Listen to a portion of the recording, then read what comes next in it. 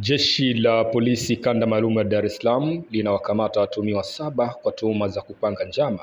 kumtishia kwa silaha na baadaye kumteka mwanamke aliyefahamika kwa jina la Hani Hussein mwenye umri wa miaka 29, mkazi wa Masaki jijini Dar es Salaam. Jeshi la polisi kanda maalum ya Dar es Salaam linawashikilia watuhumiwa 7 kwa madai ya kupanga njama, kumtishia kwa silaha na kumteka mwanamke aliyefahamika kwa jina la Hani Hussein mwenye umri wa miaka 29, mkazi wa Masaki jijini Dar es Salaam.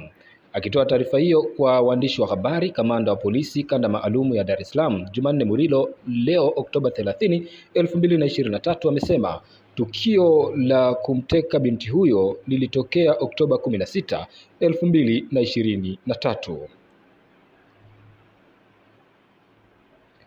Kamanda Mulilo amewataja watuhumiwa hao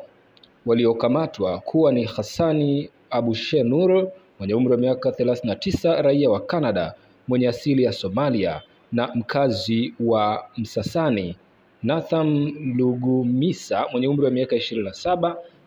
Fedriki Chahonza mwenye umri wa miaka 49, Asadi Abu Rasul mwenye umri wa miaka 43, Fahadi Musa mwenye umri wa miaka 32, Lifani Salehe mwenye umri wa miaka 41 na Nicolaus Nilai mwenye umri wa miaka